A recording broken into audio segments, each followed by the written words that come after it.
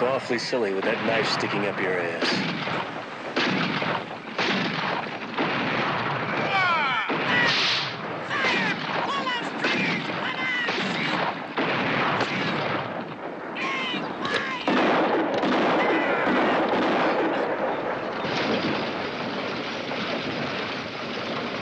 You still here? No. No, I was just going. That was in Egypt, right? Egypt. Yeah. Him and his wife and his associate who wound up dying out there, or whatever the case was. Mushrooms. That's when he saw. I agree. Right, but that's the thing. He you're saying there's shame, and he repressed nothing. He was the guy who was out there, who was just fucking everybody, taking the drugs, doing everything, he was conning people, getting their money, getting their faith, getting them to follow, but he was a practicing magician.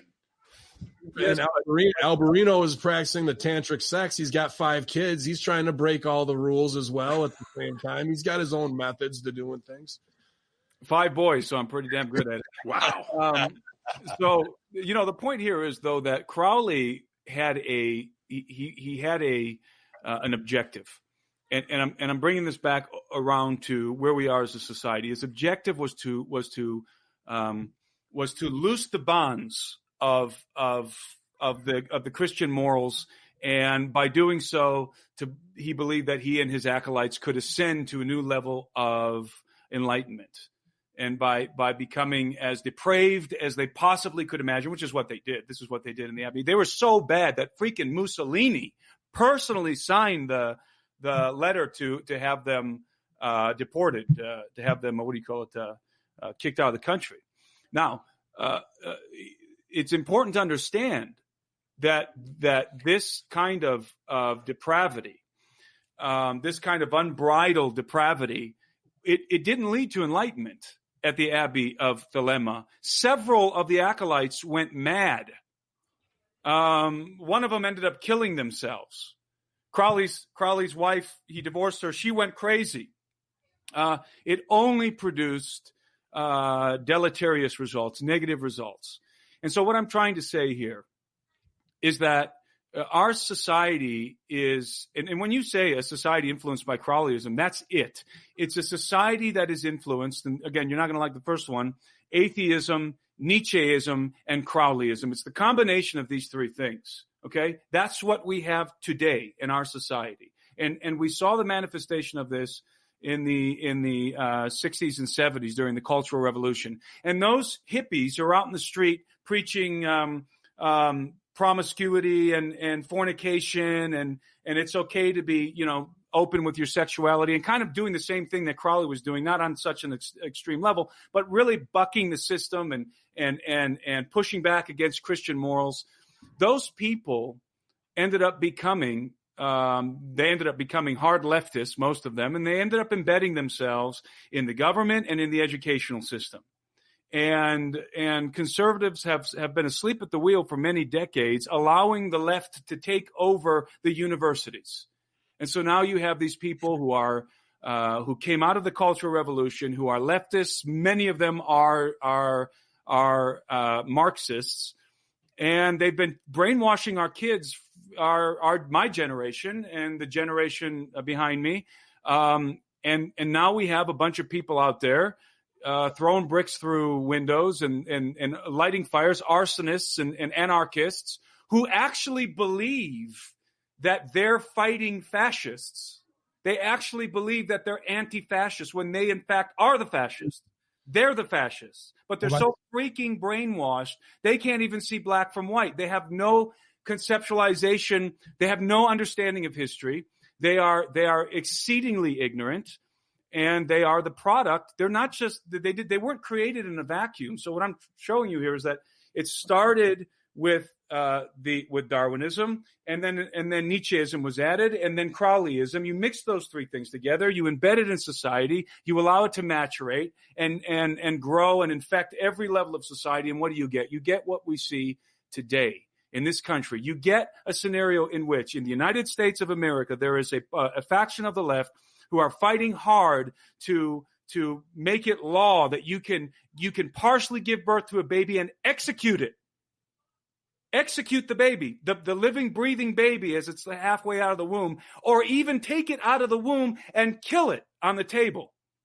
That's how far we've gone. Now, you tell me, that does that not sound like the kind of satanic Crowleyism that we've been talking about? And we've all become acclimated to these things. We're all used to this because we see it in the news and hear it. But this is really, truly an abomination. Even if you're not a religious person, you don't believe in God, it's an abomination and an affront to the human species. And a plot and a plan this is right along the lines of the double think and double speak of 1984, because now what's moral and ethic is not moral and ethic, and what has been immoral and sanctifying life and having values, Christian or not. I'm just talking about the golden rule doesn't have to apply to just Christianity. Treat others how you'd like to be treated, love one another, all these things. It seems now that people that are trying to be as ethical and moral and living the right way are now the bad people, and the people like the Storytime Hour and all that stuff is forced to be normalized and make everybody else feel like what we say in wrestling is the heels. I do have a suggestion, though, how the hell these people can be educated, Tim. Go to Amazon.com and get Birthright, the coming post-human apocalypse and the usurpation of Adam Dominion on planet Earth. Paperback edition, $22.49, Amazon Prime, next day shipping. How's that? Well, I appreciate that. Listen, Tim, I find it very, very... Read your book, at least. They can't be any dumber. I find it, we say on this show that there's no such thing as coincidences in this world. Everything is planned out. Everything is done with an agenda behind it, from whichever side of the fence you sit on. All right. So I find it very, very quote unquote coincidental, even though I don't believe in coincidences, that you just said something that sparked something up here for me. And I don't have much left in here because of wrestling, but I do have my moments. So here are what I'm going to say. You said Nietzscheism, Darwinism, and Crowleyism. 3 factors to combat the Father, the Son, and the Holy Spirit. 3 factors. Everything happens in threes. And it's funny that you call it the dragon, or you refer to to Lucifer, the bringer of light, aka the adversary, the Satan, as the dragon. And I don't know if you're familiar with the whole conspiracy aspect of the secret societies and the Illuminati, but the head of the Illuminati, the tip of the triangle, is called the Pindar, which translates into the dragon's penis. I'm not kidding. So there has to be some correlation where some blonde hair, bearded, Jesus-looking, beautiful, sinister man is sitting there manipulating and pulling the strings. It's not too far-fetched. And I don't think you're too far off of the truth. So I'm with you on this. And to tie right back into the Grays, I want to know who Apollo is. I want to know who the blondes are. I want to know how to get one of these blondes. Let's cover all this, man, and get back into what. And here's the thing: like, I know you were talking about contactees versus abductions, and with the Grays, I am ready to beat the shit out of some aliens, bro. We haven't been in the ring since March. Like, I'm wanting first contact. Like, all these supposedly coming back to Earth, like, they think we're going to bow down. Stevie has the Glock ready to rock, man. He's got the FDR blanket. It's sitting under there. They're never going to see it coming when he pulls up on them. So they're in for a surprise when they try and pull some shit here on us. I'm going to tell you that. Well, let's begin with this statement. I am absolutely convinced that aliens are real. And when I say aliens, let me define a specific faction, the Greys. Okay? There is the problem that most people have when they're thinking about aliens or looking stuff up on Google is that there's a lot of bad information on bad ufology out there. A lot of bad ufology. A lot of ufology today that's based on pure speculation, conjecture, and then you have the heavy influence of a new age component that's sort of muddying the waters. And whereas in the old days, back in the days of Hynek and Valet and those guys, back in the 60s and 50s and 60s, you had you had much more hard-nosed journalist type ufologists around who were interested only in the evidence and who pursuing the evidence and finding tangible proof that UFOs are real, and trying to understand who in the world is what are they, and who in the world is piloting them.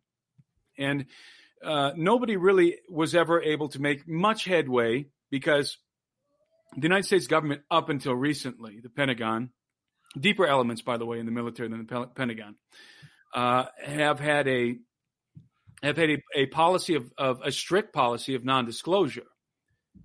They were very aggressive with this policy of non-disclosure, even to the point, I believe, of killing people, murdering people who were getting too close to some of the proof regarding UFOs.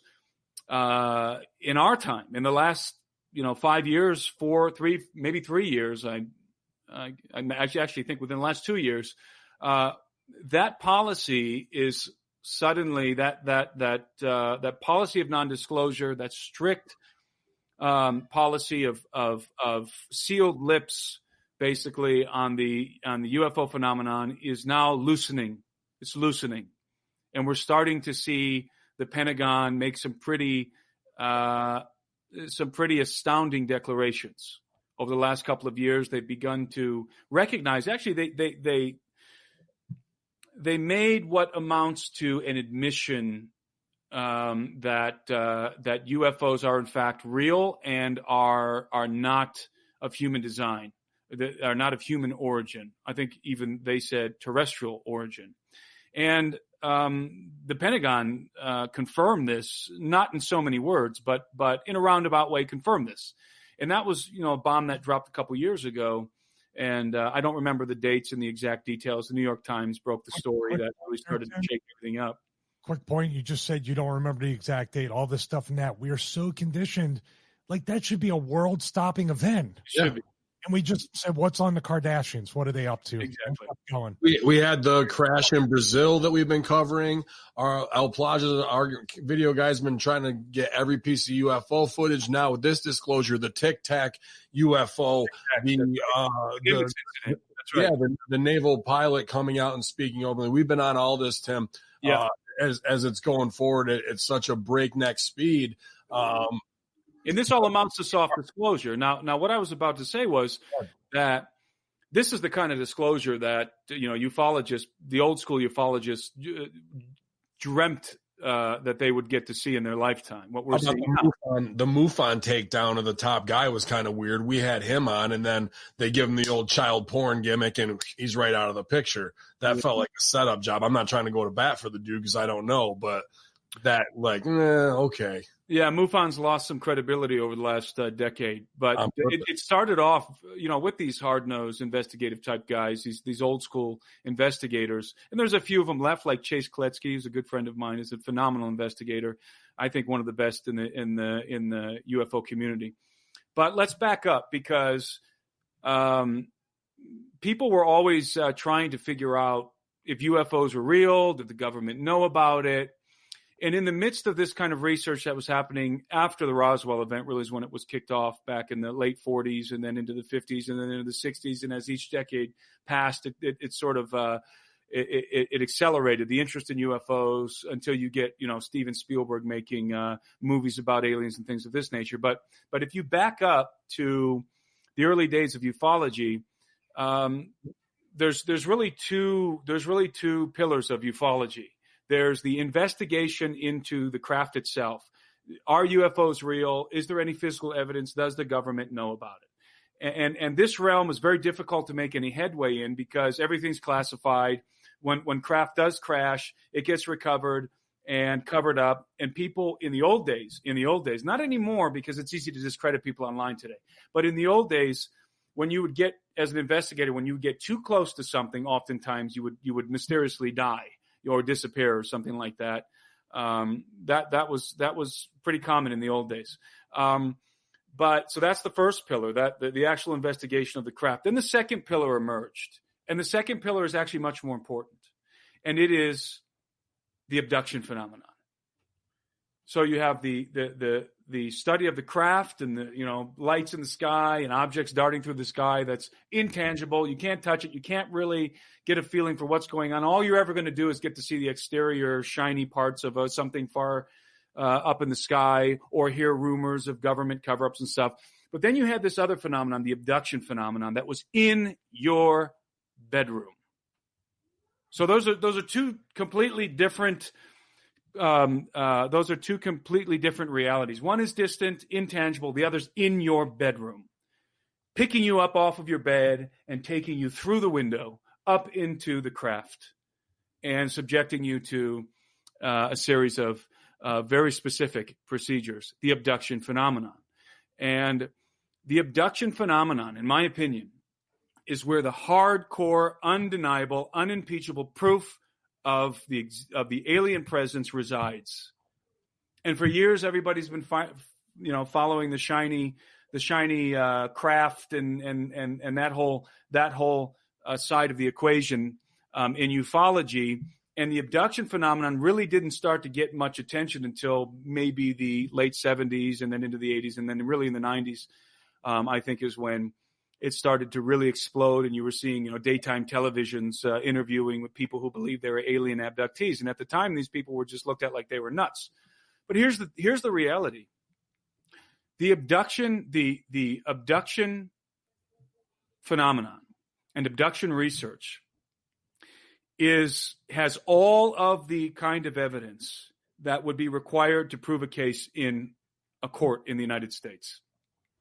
It's 100% verifiable. And right off the bat, I've got to tell you that when you study the abduction phenomenon, you have to steer clear of the New Age side of things, and not even coming from like a religious perspective, but just because there's so much BS floating around out there on that end of the spectrum.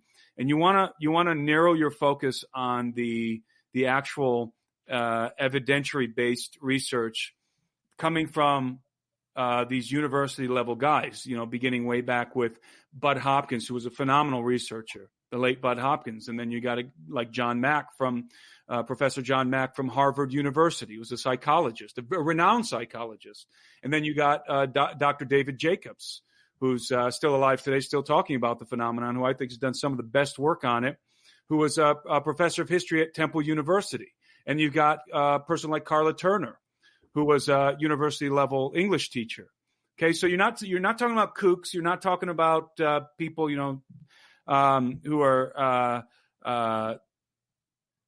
smoking crack or something and having these visions of being abducted by gray aliens. Now you're in a realm of university-level scholasticism. These people are academically trained investigators, and they all found the same thing. The same proof. And when I say proof, I mean proof. The kind of proof that again is the standard for proof in a court of law. Abductees who return from an abduction episode and they have marks on their body, they have missing time, their clothes are on backwards, their clothes aren't on at all, they're taken from their bedrooms, they're left outside, out on their front door, can't get back in their house because the door's locked. Abductees who are taken and their children or their wives or their neighbors see them being taken out of the house by gray aliens.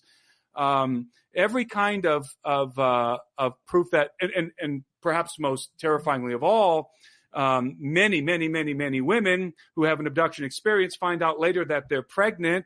It gets verified by a gynecologist, and then suddenly, without having a miscarriage, suddenly they're not pregnant. The baby's gone. The fetus is gone with no trace of it. And many of these women, by the way, are single women and were not in a sexual relationship at the time, and they suddenly wind up pregnant. It's like the Immaculate Conception, and then the baby disappears. This is called fetal abduction syndrome, and this is widespread. This is, and I'll go so far as to say this. Okay, I'll go so far as to say it is incontestable. Now, when you talk about flying saucers and lights in the sky, all of that is contestable. All of that is it's subjective, and it's subject to debate. And is it birds? Is it a airliner? Whatever. But when you talk about the abduction phenomenon with all of the physical evidences I just listed, it is no longer debatable. It is fact, stone cold fact. fact. The abduction phenomenon is happening.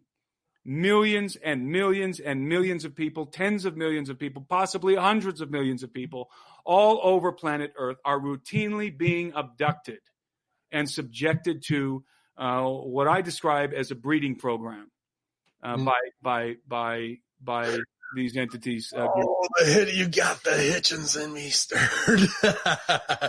So if that's going down, and this is it's not that I had a problem with Darwinism or any other thing. I mean, that we can go in on that too.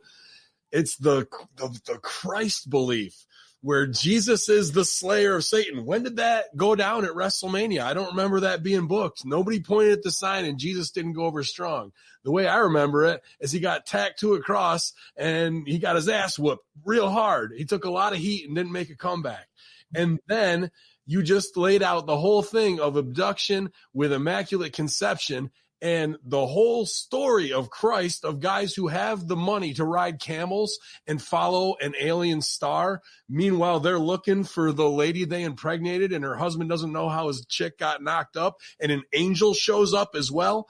All of that plays into the here comes Planet X again. The aliens are coming to warn us and doing a little farming like they have been, genetically modifying us from primates to wherever we're going, from a slave class for the Anunnaki to whatever it is, instead of he will return and fight the six-headed Satan once again. The whole thing seems like Bronze Age people not really understanding what was going on. Read that book. I'm gonna. Read that book, brother. I'm telling you. Okay. I answered your question. Okay. I just had to put it out in my perspective of simplifying what it is. I'm not the theologian that you guys are. I can assure you that Jesus of Nazareth did not get his ass kicked on the cross. Quite the opposite. Okay. Quite the opposite. Henry Cavill took a lot of heat, or whatever his name is. It looked like a Mick Foley Japan death match to me, bro. He didn't do too well. So all I know whoever did your book cover, I want to do my YouTube thumbnails. That's an amazing cover. Thank you. So what were you going to say? I mean, I stopped at the abduction phenomenon. I mean, what is your object? You say talking about coming from the Hitchens perspective. Do you object to the abduction, to the reality of the abduction? I object to the overall arc of religion controlling man that came from closet homosexuals to be organized against a feudal state, and that warped into religion where we're all in a shoot. None of that has anything to do So let me come back around. So I don't believe in the hocus pocus of any of that. I do believe that we are small organic beings that are way less than an outer race of aliens, and that we may be a petri dish for them or what have you. So the rest of the stuff that goes with religion much more fits in with an alien outside entity that simple people did or didn't understand and got bastardized through the years with only a few people who know the truth from it and use that as power. Now, whether it's the St. Clairs being the offspring of that possible hybrid because Jesus had powers that may have been alien and superhuman, you know what I mean, as a hybrid, but I just don't see the white knight riding into battle that everybody banks on, and we're going to celebrate some birthday and exchange gifts. Because you do not, and with all due respect, sure, you simply do not understand the gospel of Christ. Perhaps I've never heard the gospel of Christ in a way that is beyond the scope of maybe some of these religious tropes and conceptualization that you've had. The gospel of Christ is the greatest story ever told. Believe me, and I'm telling you, read my book and you'll see what I'm talking about. Well, you're about to see it face to face. You're going to read a narrative about Christ and the gospel that I can guarantee you've never heard before. You've never heard it before, but it is the biblical narrative. Okay. And I like I said, in the beginning of this, I got all the respect in the world for you, Timmy, at the end of the day. Listen, Tim, don't worry about it. Stevie and I have your back on that. Look, now, go ahead, get him, Sal. Get him. All right. Listen. Okay, hang on. Point. That's the point of this show, Tim, and what I wish people in this world and in society would be able to do. We have two atheists, two men of faith. We still love each other. We still respect each other. We still disagree on so many different things, but the conversation still comes up and nobody's feelings are hurt and everybody leaves with the same love and respect after the conversation. At the end of the day, if Jesus is a fighter and a big badass who went over strong, that's cool. If he's a half alien who walks on water, that's over too. Like either one, they're out of the scope of what is going on in our day-to-day basis running podcasts. You know? Sal. Right. Yeah. So, all right. So I know I've gotten labeled as an atheist. I have actually come on board to believe more of the Bible when it is put in the context of big God with a big G and a little God with the little g, who is created. We were created in their likeness. Okay? We were created to be like them. And the big G had the two sons who came down, and all of this, the Satan and God thing, how it was just a spin on how one of the brothers, the two brothers who were twins, how one loved us, one hated us. One cared for us. They want to, put us, bury us. And oh no, we got to warn the ones we love about the flood. And it all makes way more sense when it's along the lines of, when it's not along the lines of the magical desert wizard saved us all and by sacrificing himself. I've never heard that story. Well, like, he gave himself for man, and they put him up on the cross, and then he resurrected. All of these things make sense when it's. Let me ask you a question then. So the Jesus teen years, where was he? Where did he come from? Inconsequential. Why? How is it inconsequential? Because that's where he got his knowledge. He was given that knowledge, wasn't he? No, because you don't understand the narrative of the Christ. The narrative of the Christ is a very specific narrative. It's not just this quaint little story that is elastic. It's not an elastic story at all. It's a very specific story that comes through, and it comes through the biblical writers, and it's a very ancient story, perhaps the most ancient of all stories. And this person, Christ, who's prophesied, who's spoken of thousands of years before he shows up on the scene. Okay, this is what you have to understand about the Bible. And we don't have to get into, like an atheist versus Christian argument here, or theism argument here. But let me make something clear. When you talk about the story of the Bible, before you decide that you don't believe it, first of all, you have to understand it. And when you have details concerning this person, this anointed one, the Messiah who's being prophesied way thousands of years in advance, who fulfills those prophecies precisely, impossibly. And we know for a fact that those prophecies were written thousands of years before Jesus of Nazareth was born. Then the Bible provides its own verification of the narrative.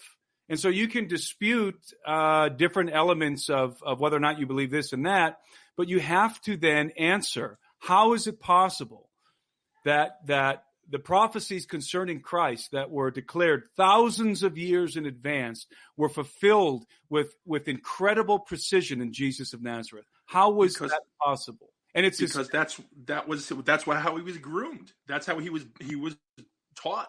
He was taught all that wisdom. He had those powers. So powers Jesus, of resurrection and those things. Jesus was groomed and learned to be born of Mary, and specifically in Bethlehem, and to fulfill all the prophecies when he was a toddler. Before he was ever a teen, why don't you talk about when he was a toddler? All the specific prophecies that were fulfilled with precision regarding this specific person, this person who lived at this very precise point in time, whose coming was foretold thousands of years in advance. Mm-hmm. And not only was it foretold to the Hebrews, you mentioned the wise men, the wise men, the mystics who came and found Christ. They knew that Christ was going to be born. The Son of God, the King of the world, would be born in a specific place in a specific period of time. They knew. And these were not Hebrews. These were probably guys coming from, Eastern Mesopotamia, maybe from Northern Mesopotamia. I don't know, but they knew based on astronomy that Christ was going to be born at that place and time And by the way, a lot of this is verifiable history. This isn't just in the realm of religion. A lot of this is verifiable history. The life and the life and times of Jesus of Nazareth. So we're within the realm of history here on a lot of these facts. And so when I say, for example, that it was prophesied that Christ would come with precision and the things that he would do, there was a prophecy in the Old Testament that predicted to the day when Jesus of Nazareth would ride into Jerusalem on a donkey before his crucifixion, to the day. And these are not, this is not, so Jesus' teen years, that's why I say it's inconsequential, because you're jumping to the teen years, but you're skipping all of the absolutely mind-blowing precision of the prophecies that predate the birth of Christ, that foretell of the birth of Christ, and then that give us depictions and illustrations of what Christ was going to do and how he was going to do it far in advance. But you're also talking about a power that can, those prophecies. Those prophecies are there. Okay, so you have a power that can, again, the Immaculate Conception. Something was put into Mary. You have a power that can do that. Can say, oh well, there's a prophecy that says this day, so we can do this. They can manufacture whatever they wanted, whoever they wanted, in order to fit that role. It didn't have to. And I'm just using this as for smooth brains in the room. So if you have Jesus A and Jesus B, and Jesus B didn't quite fit your bill, so you use Jesus A. Jesus A will now fit into that prophecy, and then Jesus B can be recycled into something else later on. He could fill another prophecy for something else. They can create the life. They can create that person in that time. I suppose that all depends on who you're talking about by they. I mean, when you say they can create, it seems interesting to me that one would doubt the existence of the Hebrew God, but then acknowledge the existence of this ambiguous they, who can do all these things. When I say they, I'm of a belief of a big G God, the God who created everything. More than an atheist. I'm sorry? You're an agnostic more than an atheist.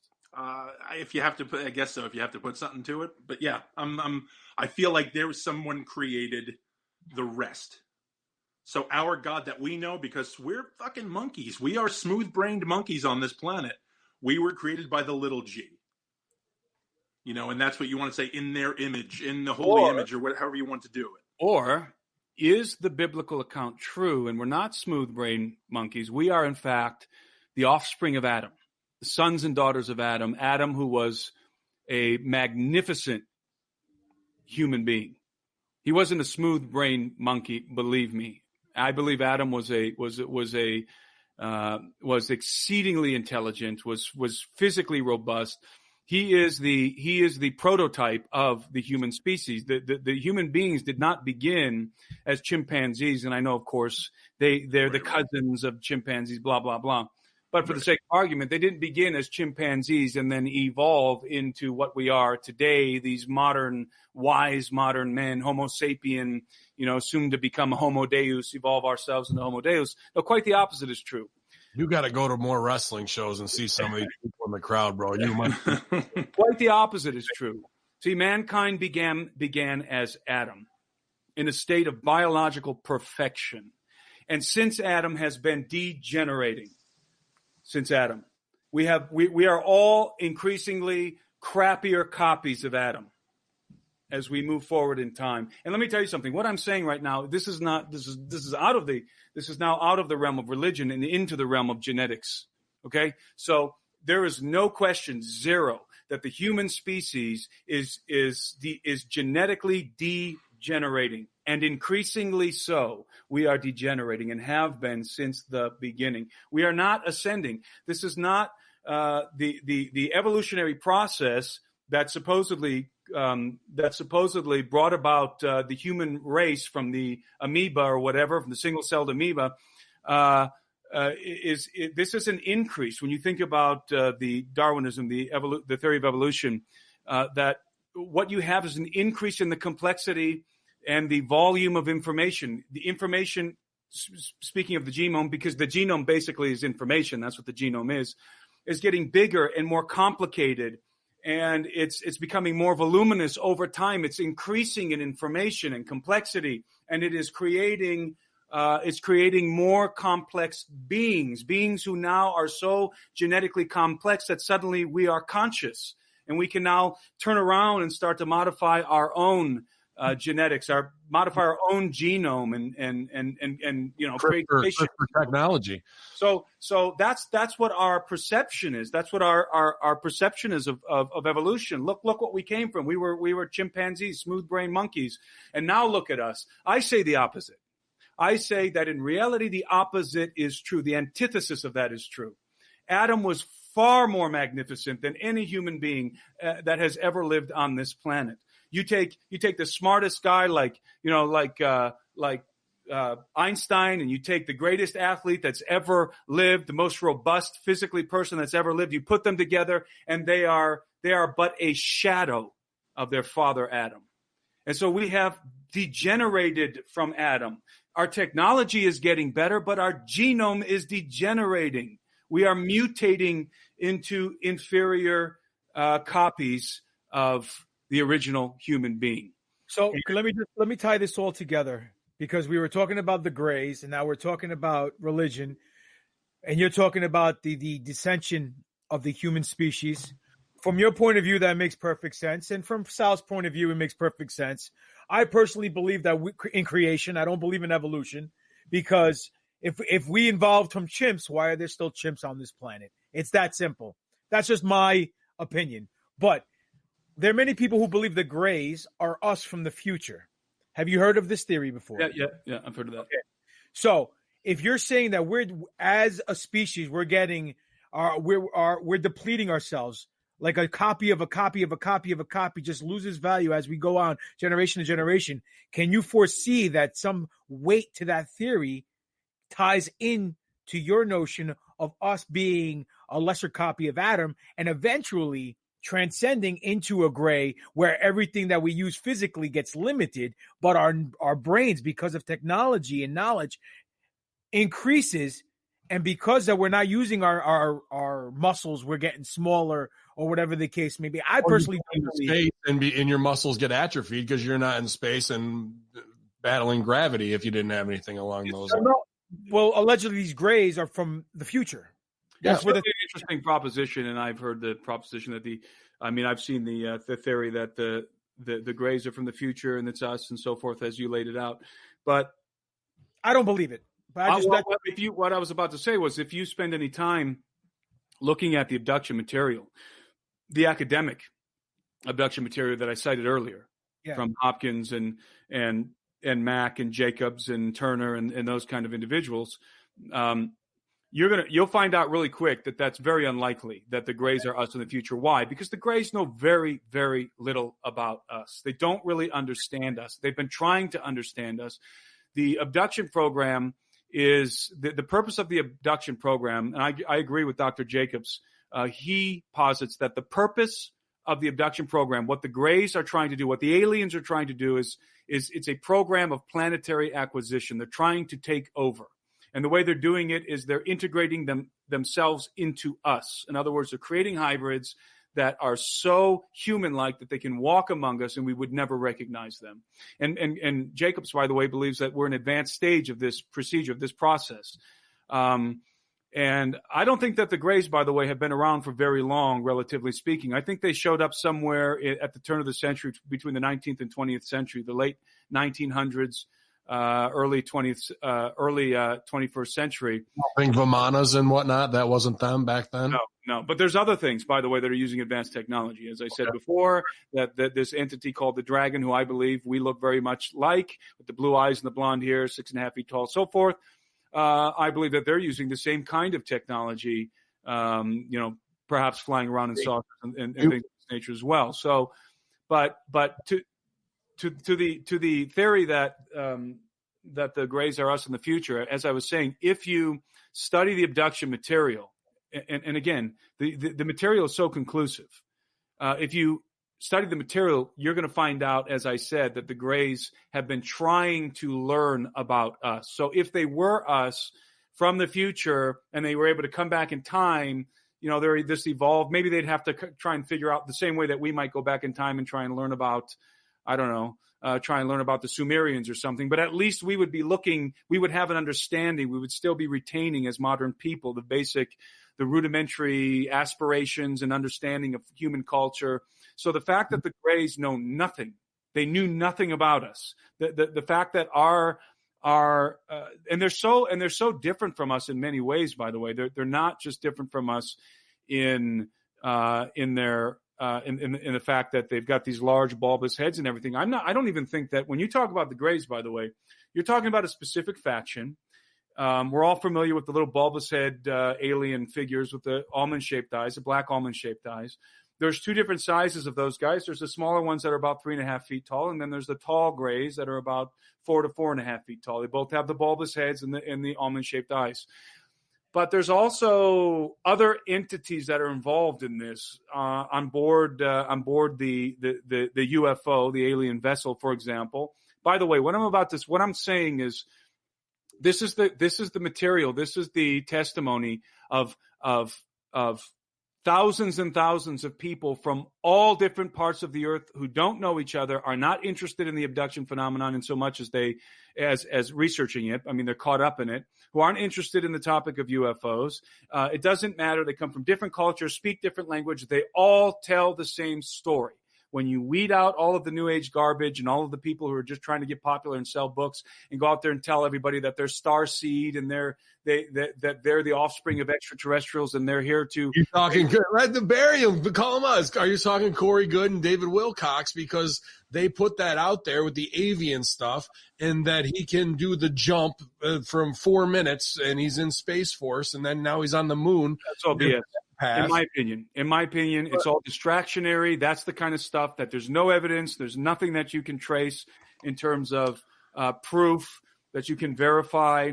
I'm not talking about those guys. I'm talking about abductees, people who are being abducted, who are being taken routinely and have been since they were toddlers, who desperately want this experience to stop and who have no desire whatsoever to go public with their experiences because they would be ostracized. They would be compromised in terms of their employment. We're talking about people who are, some of these people are simple farmers living out in the rural areas, and others are high-level psychiatrists. Others are doctors, doing brain surgery. I have a guest lined up soon who's a lifetime musician who's played in Poison and big rock bands as backup and whatnot, who I was on with one of our affiliates, Goldilocks, and he is definitely exactly what you're talking about, someone who's been tormented and was very in the closet about it just recently with his own book has come out to talk about it. So I look forward to following up on that. Yeah, many of these people are high-level, high-functioning professionals, and they'd rather not that their colleagues know that they believe they're being abducted. These are not the kind of people out there looking for publicity, publishing books, speaking at conferences, and making documentary films. Mm-hmm. Okay? These are people who want the experience to stop. So to kind of summarize this whole thing, if you look at the material, the academic material on the abduction phenomenon, I think that you will be persuaded that the theory that the Greys are from the future, are us from the future, there's really no evidence to support that. I'm with you. I totally agree with you. I just brought it up for conversation purposes, but I want to say this. You brought up two pillars, and I like how you put the two pillars in to try to explain everything. Project Blue Book is one pillar that you just explained, that you said isn't a tangible, we can't touch it, we can't see, but it has been orchestrated, released by the government, and confirmed that there was a Project Blue Book situation going on in the past where they were following up on UFOs and extraterrestrial encounters and abductees and all that stuff. So that's in the atmosphere, and a lot of people are just turning a blind eye to it. And recently, the History Channel just had a show about it, where, like we always said, there's a soft opening, a little preconditioning occurring for the big bomb to drop, so everyone could just be like, it's Wednesday. It's okay. Let's move on. Mm-hmm.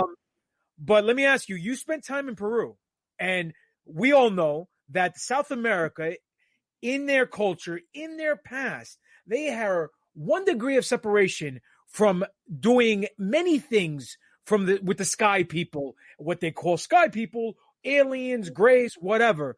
But have you encountered anyone in Peru who, not as far as abductee, but have told you told tales or told you legendary stories about all these alien encounters and alien beings coming down and sitting down with them and breaking bread or abducting them or any encountering whatsoever?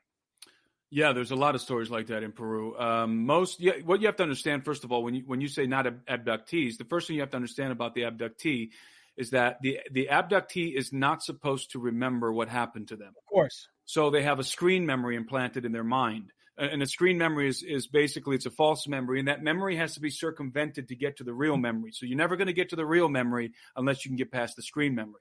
And the screen memory, for example, for a lot of people this is just an example off the top of my head. Maybe a young woman remembers going to bed at night and then suddenly waking up, and this bizarre scenario in which there's an owl perched next to her on her nightstand, and that owl is looking at her with its big black eyes, and the owl is communicating with her telepathically, and she couldn't really remember many other details, but then she had the sensation of floating, and it was this weird thing, and she doesn't know if it was a dream, and that's what she consciously recalls.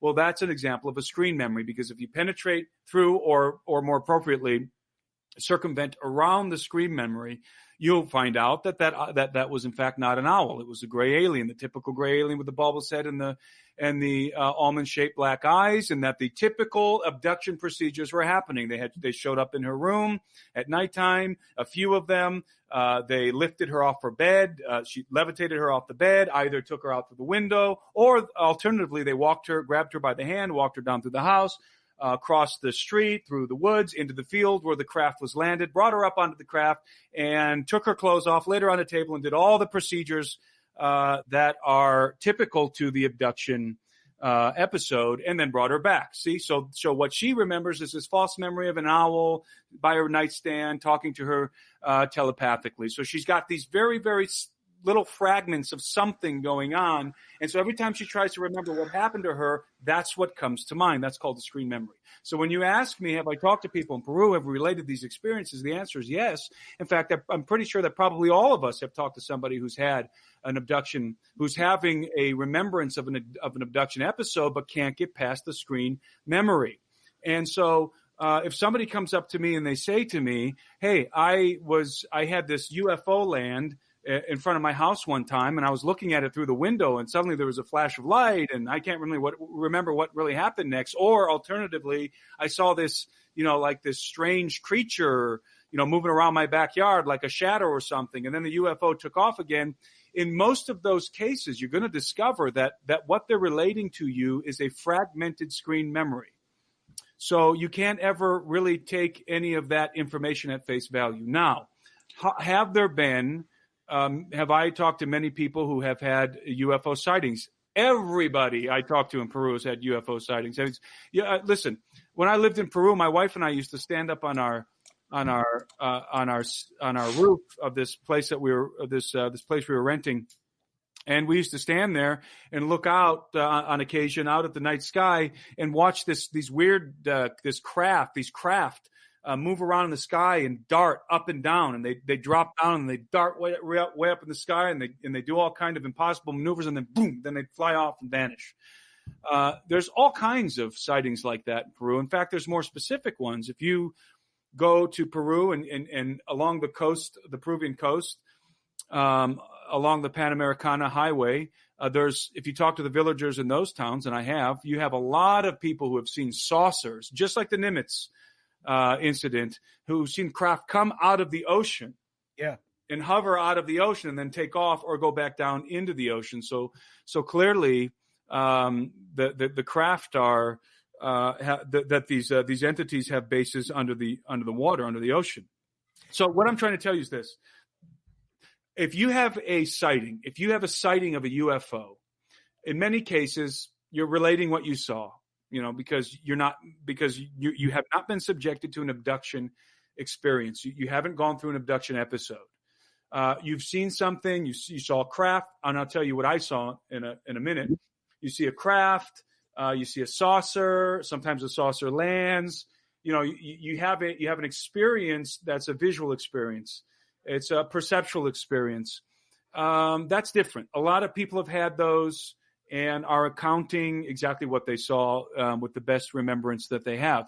But on the other hand, if you have had in an encounter, some kind of an encounter that goes beyond just seeing the craft, but if you're suddenly remembering that you encountered something from the craft, or the craft beamed a light down on your car, or was following you on the highway one night and came down and was following right behind you, and then suddenly all you remember next was that you're at the side of the road. And by the way, there's probably people who are going to be listening to this who have had this exact experience. Are going to contact you about it, that they were being followed by a craft and said there was a beam of light, and they don't remember what happened next. But the next thing they remember, they're sitting there holding their steering wheel on the side of the road, kind of coming out of a daze, and then or they were driving down the road and they can't remember what happened in the interim. They can't recall what happened after that encounter.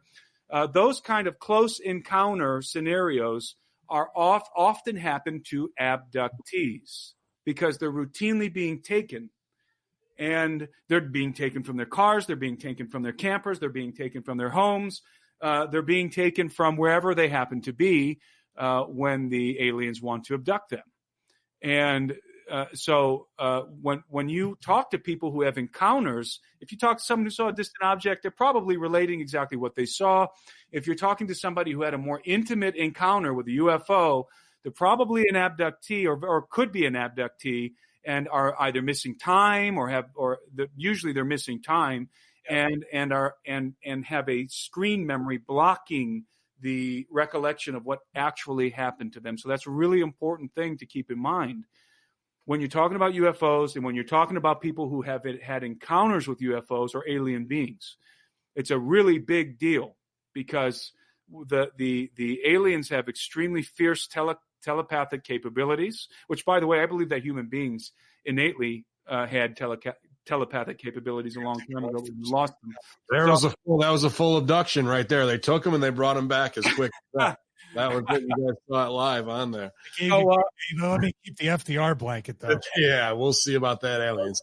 Tim, let me ask you real quick. I mean, I know you're talking about the Greys, but do you personally believe there's more than one species out there outside of the Greys, maybe a draconian species or anything else? I mean, because this gentleman who is a very credible, academically wise, he won the Peace Prize, some kind of Nobel Prize for his work in Israel. The professor who just had this big article blow up all over the internet. Yeah. He said there was more than one species and that they're here already. And we have other individuals in the past, like the Galactic Federation. Yeah, yeah. And he's saying that the big, like Bigelow, who used to have Skinwalker Ranch and all that stuff, said they're here. I mean, Bob Lazar, and even on our own show, we've had, and I'm sure you partied hard with him in South America, John McAfee, come on and say, well, he was working. He's in Central America. My point is that all these individuals all say they're here already. I personally agree with them. I feel that they are here. They are among us. They are, whatever the case may be, whether they're in the earth, in the water, or just among the population in disguise, we don't know. Or they might even look like us. I have no idea. There's so many different variables and things out there that could be put into a certain equation to try to tell this story. But as far as you go through your research, I mean, I'm going to buy your book after this because I want to read exactly what you wrote. But do you feel that besides the Gray, there are other species of aliens that may be on this planet or have some kind of relationship with the human species? Well, let's approach this from a biblical point of view, because that's where I come from in the book.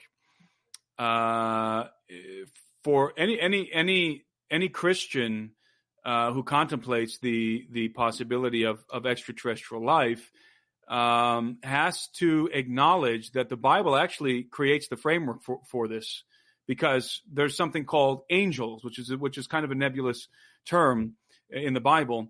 But there's these extraterrestrial non-human beings who are reoccurring figures in the biblical narrative.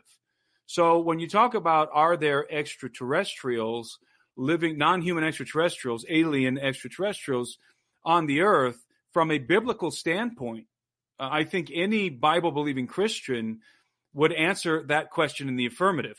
Yes, these are the entities that we're introduced to in the biblical narrative. These are the non-human entities who are interacting with people throughout the biblical narrative, who the Bible designates as angels, among other things. So from the biblical viewpoint, we can already answer that question in the affirmative. Now let's get a little bit more specific. I don't know how many factions there are of non-human sentient entities inhabiting the earth, either indigenous to the earth or extraterrestrial, or have come from somewhere else. I can say that I'm absolutely persuaded, as I said, that the Greys are real. They exist, and that they are openly operating, or not openly, clandestinely operating on the earth without question, in a very intimate way, abducting millions of people all the time, subjecting them to the breeding program, and creating hybrids, by the way. And so that for me is a fact. That's a fact of life. Now, according to the research, the abduction research, what the abductees themselves relate, there are more than just the Greys on board a UFO, on board the alien vessel. The Greys are like the worker bees. They're the little guys that come and they come and they retrieve the abductee, and they do the abduction procedures with that person on board the craft. So they do the menial tasks on board the craft. But the Greys are not. There's a hierarchy of beings on board the vessel, and many people, almost just as frequently as they recount the Greys, I'm talking about abductees, and they talk about the two different sizes of Greys. They also recount two other kinds of entities on those craft. One is what people call, and what seems to be the top of the hierarchy, the entities that are in control. Some people refer to them as mantis-like beings. Dr. Jacobs dubs them insectilins because they kind of have a mantis-like appearance. They have spindly arms, 2 arms, 2 legs, spindly arms. And they don't have the bulbous heads like the Greys. They have more like heads that maybe look like parking meters, kind of like a mantis shape, like an insect, more insect-like. And by the way, all communication on board a UFO is telepathic. And then there's another kind of being that people report, abductees report, and those are what people call just forgot the name that people call them, the reptilians or the reptoids. These are reported much less frequently than the Greys. And even the abductees that I've talked to myself have reported the typical abduction encounter. The Greys came and retrieved them since they were toddlers and have been retrieving them ever since. And they report the Greys, and they also report the insectilin, the taller. By the way, the insectilins are tall; they're like 6.5 feet tall. They report all of that, just like all the other abduction accounts I've ever read, and these are the ones that the people that I've talked to personally. But rarely do I ever hear a report about the reptilians. But I do hear reports about reptilians, and so do the other abduction researchers, some more often than others. So, having said all of that, I know the Greys. I'm persuaded that the Greys exist, and again, I believe there's verifiable evidence that the Greys exist and that the abduction program is in fact happening. And I also believe, with the same degree of confidence, that the insectilins exist. I do not know what to make of these so-called reptilian entities, but they are reported frequently enough to have to kind of add them into the equation. And they're often described, they have like scaly skin. They don't look like lizards exactly. They look like bipedal humanoids, and they have large eyes, and they're often described as having like slit eyes, like a reptile. Their noses, they don't have like the arch like we have on our noses. They have like little bumps for noses and very scaly lips and so forth. So that's a long-winded answer to tell you that, yes, I do believe that there are different kinds of things, of creatures, sentient entities, some of which may be coming from, let's say, for example, the interior of Mars, I think it's interesting that these things have big black eyes, which is indicative to me of creatures that live under the ground or in low light environments, or we could be dealing with entities that are indigenous to planet Earth that live under the ground. Maybe maybe we get into the hollow Earth kind of stuff here, and maybe they're from under the interior of our planet, not necessarily from another world. So there's a lot of different conjecture. He just walked into that because all he wants you to do is set up that the Greys are the Jawas and that there really is a Mos Eisley bar where everybody's hanging out so he can get his Star Wars stuffings. That's all he really cares about. Not me, bro. I didn't set it up like that. I was just curious because, look, you can't fight evidence, right? We all agree that all the cultures in the past have similar stories when it comes to the world, or the big flood, right? The big Noah flood. Every culture from around the world agrees with this, right? Absolutely. Every culture has some kind of malicious serpent being in their stories. Every culture, right, talks about similar things, but there's no way they can obviously talk to each other. In the past, allegedly, there wasn't technology like we have today. So all I'm saying is that these stories that we're hearing, like Tim said about the Greys being the worker bees, it's not the first time we've heard this. We've heard it from other people who said that they've heard it from other people from different parts of the world, that there are, a hierarchy among the alien races. So I'm just trying to correlate what we hear. And sometimes if we hear it from different aspects, from different people, from different walks of life, and it connects with each other, then there's some truth behind it. That's it. You're absolutely right about the accounts of cataclysm in the ancient record, the oral and written traditions of the ancients. It's undeniable. It is absolutely conclusive that every major ancient culture on Earth records some cataclysmic event. They have cataclysm mythology, and usually more often than not, it involves a flood, and in many cases a universal flood. That's absolutely true. And let me say that, it was about, I don't remember how long ago it was at this point. I write about it in my book in great detail, but there was some years ago before I moved. I live in Montana right now. I've lived here for 7 years. Before I moved here, I lived in Cleveland, Ohio. That's where I was born. And then before I lived in Cleveland, I lived in Peru for 10 years. So I came back to Cleveland before I transitioned to Montana. And during the time I was living in Cleveland, again, after living in Peru for the decade, I was one evening. Well, let me back up a little bit. That's when I began to really, really engross myself and entrench myself in the research of the alien question, but even more specifically of the abduction phenomenon. By the way, one of you mentioned Bob Lazar. I absolutely 1,000% believe Bob Lazar. That guy is telling the truth. Believe me. Believe Bob Lazar. If you walk away with remembering any of this alien conversation, believe Bob Lazar. I'm telling you, the guy's telling the truth. So I was studying, all the components of the alien question, of ufology, reading the books. And my brother-in-law at the time, we used to work out at the time in his basement and lift weights, and we would always talk about, like we're talking right now, we'd be talking like this, talking about the what are the propulsion systems that are at work here, anti-gravity and all this kind of stuff. Mm-hmm. Talking about Bob Lazar, talking about just kind of contemplating, what elements of the government might know about the abduction, about the alien presence, and everything. The Dulce underground bases, the deep underground military bases, the DUMS, the Dulce base, the human alien underground bases, all this stuff, right? We're talking about all this stuff. And it was a frequent topic of conversation that he and I would have for about, I'd say, a few months for sure, leading up to this experience I'm about to recount, I should say. So one day he and I are having this typical conversation, lifting weights in his basement.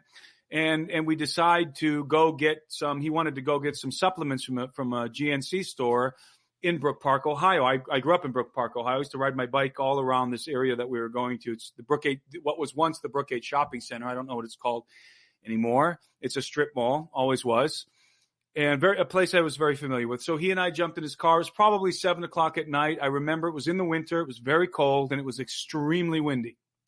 We jump in his truck we jumped in my car and we drove over to Brook Park, the suburb of Brook Park. And as we were approaching the shopping center, the Brookgate Shopping Center in Brook Park, Ohio, you can look it up. You see exactly what I'm talking about. We noticed as we were getting close, we're coming down the road, the main road. We noticed this really bright light above one of the stores on the corner store. And it couldn't have been more than, I don't know, I want to say 20 feet, 30 feet above the store. And it was a big bright light. And the first thing that popped into our head was the National Guard. We thought it was like the size of like a Chinook or a Black Hawk. And so we thought it was like a Black Hawk, let's say, and they were doing some kind of a drill because the National Guard isn't far from there. And also the NASA Space Center isn't far from there either. It's right there. So we were thinking, man, it looks like the National Guard is out doing some kind of a drill.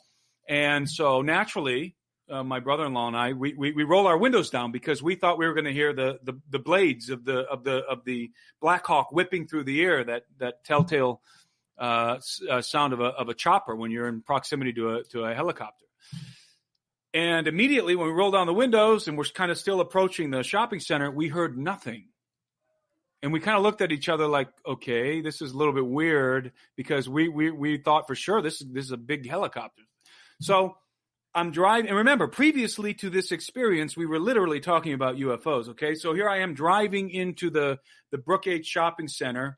It's just a big, huge parking lot.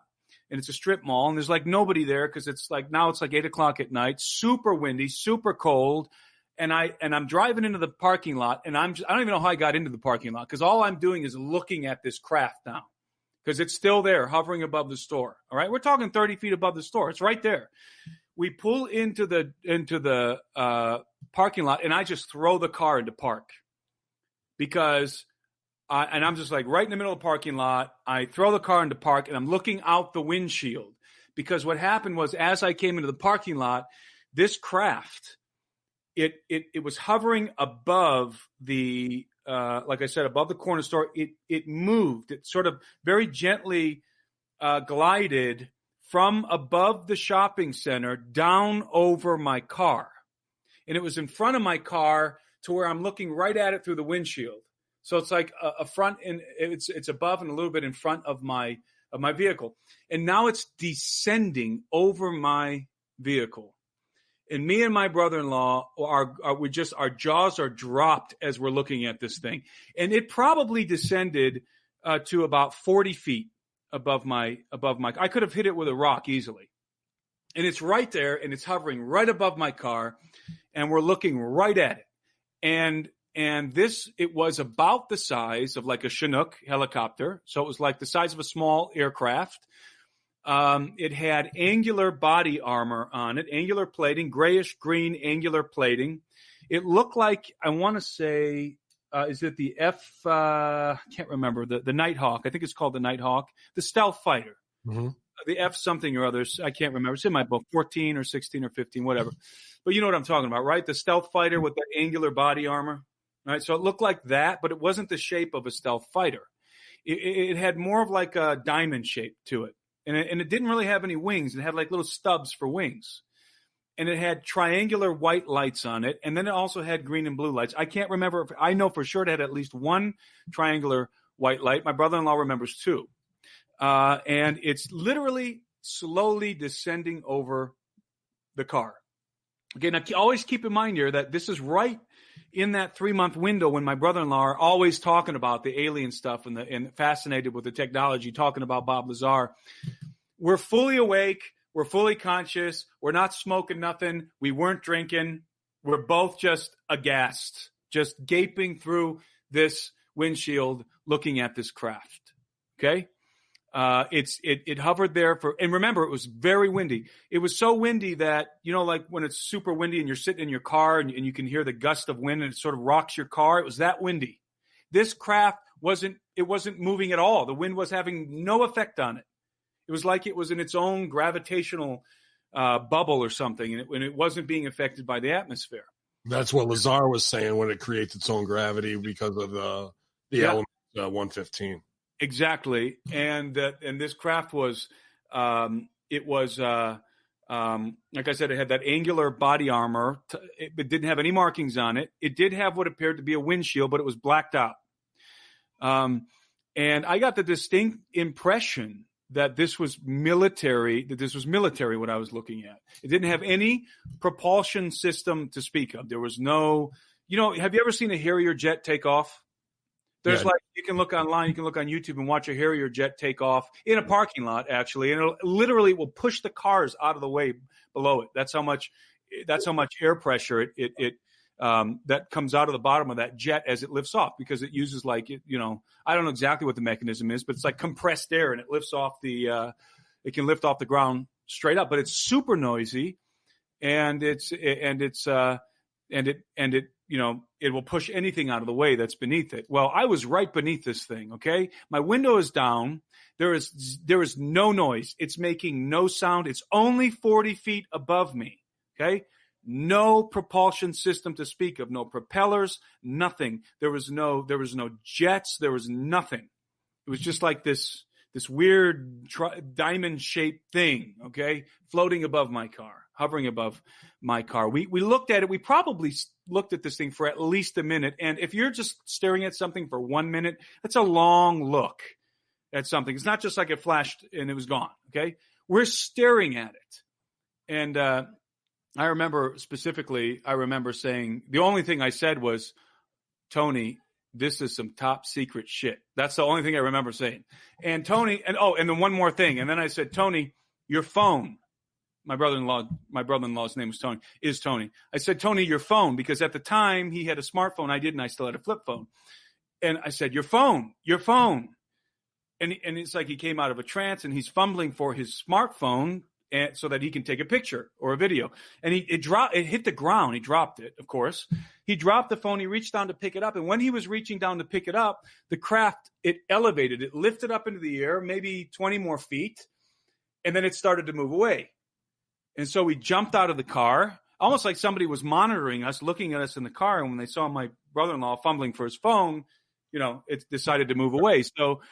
So we got out of the car and in time to watch this thing just hover over the horizon, just hovering over the horizon, and disappeared. Didn't disappear. It just disappeared behind the houses. So I saw that with my own eyes.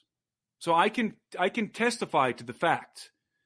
And of course, this is subjective. Me and my brother-in-law saw this. This is a subjective experience. I don't have any proof that happened. I'm just telling you a true story.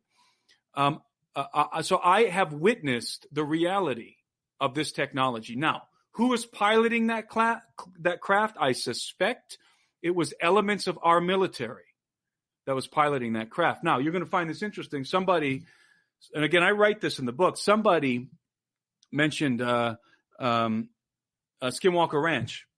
If you read the book by Keller and Knapp, George Knapp, Skinwalker Ranch, I can't remember the name of it off the top of my head. The Hunt for the Skinwalker, I think it's called. Can't remember exactly. They describe in the book an encounter that the rancher, the owner of the ranch at the time, Gorman, a pseudonym, it's not his real name, he had an encounter with a craft. He had an encounter with several craft, but he had an encounter one day with this particular craft. And I'm telling you, he describes with the absolute precision exactly what I saw in Brook Park, Ohio. I mean, exactly. I'd never read that book until a few years ago. I've described my UFO encounter where I was at camp with 12 others who saw it the same way I did, and I'd never seen anything until this past year. Al Plaja, our video editor, put up one, and it was the exact visual of what we saw that night: color, movement, all that. What's that? Was it a saucer? It was round, because I was looking up from underneath, and it was the first time I saw the purple and pink, and it had a blue tail off of it waving like a trail that way. And we were all around the campfire, so and that's on MUFON, locked from somebody else's seeing it that night. And that weekend there was 2 different sightings of it in that area. And how high up was it? It was higher up, that was probably 400 or 500 feet. That's still pretty close. Yeah, but high level to where we could see, and it was hovering and then gone. It almost looked like a stingray in the air, the way it moved. Right. So you and I can personally, subjectively testify that this at least the technology is real, right? And I live 1 mile from what was at that time when George Bush 1 closed Griffiths Air Force Base, which is a well-known, test facility for a lot of things, and still is with as a dumb base underground. But Timmy, I want to say thank you. We got to wrap it up, man, and I want everybody to go out and grab this book on Amazon for Christmas. One of our favorite absolute guest to have. I know I came in hot tonight. I like to get you fired up. And now I know, being in Cleveland where you got your machete war skills, a classic Ohio machete warrior here tonight, Tim Alberino, making his 3rd appearance, and we thank you, man. What else? Have enough time to read one little part of my book? Of course. Okay. Well, I got to end with this because you said you were a Hitchens aficionado, okay. And so I mentioned Hitchens in my book. Let me end with this paragraph from my book. The late author and prominent atheist Christopher Hitchens was renowned for his acerbic wit and scathing polemics on the character of God. Once you assume a creator and a plan, he was fond of saying, it makes us objects in a cruel experiment whereby we are created sick and commanded to be well. I have observed Hitchens brandish this argument on many occasions while debating eminent Christians in the course of his career, and to my dismay, very few of them ever rejoined with the appropriate response. No, Mr. Hitchens, to the contrary. We were created well, but because of sin, we're condemned to sickness and death. Such a reply might be followed with a summary of the gospel, the good news, which promises the rectification of the human condition and reconciliation in the family of God. And that is what this book is about. It's a perfect way to end things, and I'm glad we can be on the same page where we can hitch slap each other back and forth and still have respect at the end of the day, Tim. Hopefully, man, we get the word out, and we wish you all the best in all the dirty diapers you have to change. What you just said is one of the most insanely idiotic things I have ever heard. At no point in your rambling, incoherent response were you even close to anything that could be considered a rational thought. Everyone in this room is now dumber for having listened to it. I award you no points, and may God have mercy on your soul.